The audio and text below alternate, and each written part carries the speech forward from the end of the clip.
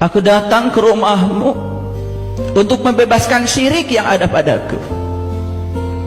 Datang ke rumah Allah bukan hanya melihat rumahnya, tapi kita harus bertemu dengan yang punya rumah.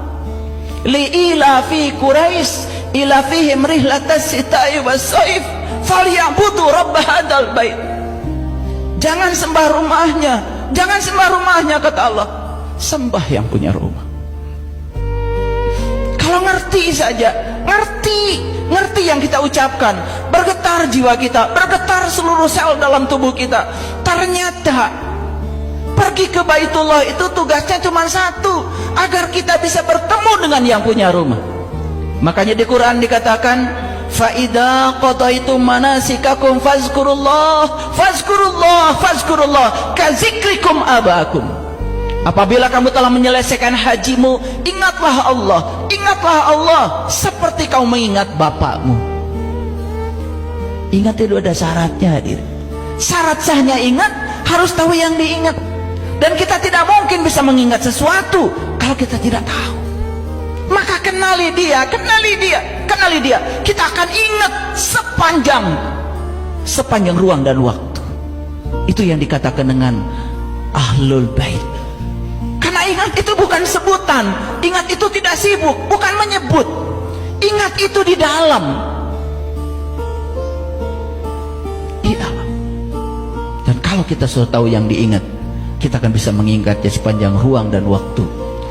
Dan siapapun yang selalu mengingat dia tidak akan merasa ada ilusi keterpisahan dengan dia. Itu yang menyebabkan kita akan selalu dikontrol oleh tauhid kita. Akhlak kita dikontrol selalu oleh tauhid kita.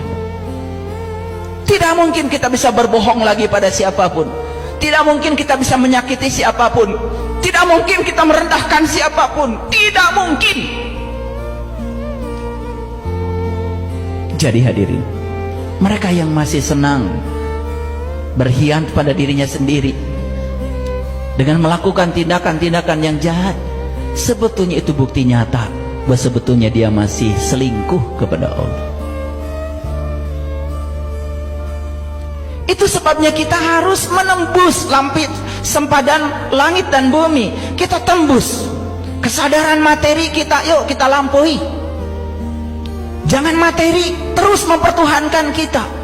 Kita diberi uang, diberi harta oleh Allah, itu jalan kita untuk pulang kepada Allah, bukan jadi penjara bagi kita sendiri. Harta yang akan dibawa pada saat kalian pulang nanti, semua yang kalian bagikan, semua yang kalian gunakan untuk membahagiakan orang, bukan yang kalian kumpulkan. Bukan. Lampaui itu. Begitu kita melampaui kesadaran materi, masuk kesadaran energi, terus ke sana sampai puncaknya kita menemukan kesadaran Ibrahim.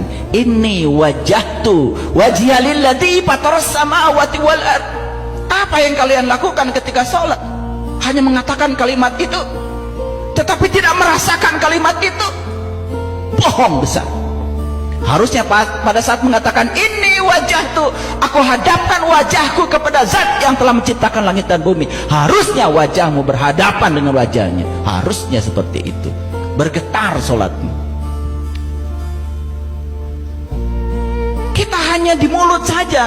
Ini wajahtu wajhialilladzi fataras samawati wal ardh. Kita tidak merasakan pengalaman apa-apa ketika sholat itu. Kenapa? Kita tidak tahu siapa sesungguhnya yang kita sembah.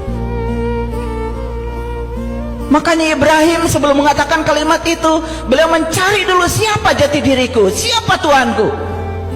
Bertemu bintang, bertemu bulan, bertemu matahari. Jelas bukan bintang yang biasa, jelas bukan bulan yang biasa, jelas bukan matahari yang biasa. Itu bintang yang ruhani, itu bulan yang ruhani, itu matahari yang ruhani. Makanya Allah berfirman dalam Quran surat Ar-Rahman, Rabbul Masyriqain wa Rabbul Maghribain. Aku telah menciptakan dua matahari, wahai hamba-hambaku. Dua matahari. Yang satu terbit dari timur, yang satu terbit dari barat. Timur dan barat itu simbolis. Timur melambangkan materi, barat melambangkan ruhani. Makanya kiamat akan terjadi saat matahari terbit dari barat. Kita memahaminya benar-benar matahari terbit dari barat. Itulah kebodohan. Kebangkitan kesadaran akan terjadi dalam diri kita kalau kita sudah menyaksikan matahari ruhani di dalam diri kita. Karena selama ini kita harus menyaksikan matahari yang di luar saja. Makanya proses fotosintesa dalam tubuh kita hanya terbatas pada proses fotosintesa jasmani. Proses fotosintesa rohani tidak terjadi. Kenapa? Mataharinya belum kita temukan.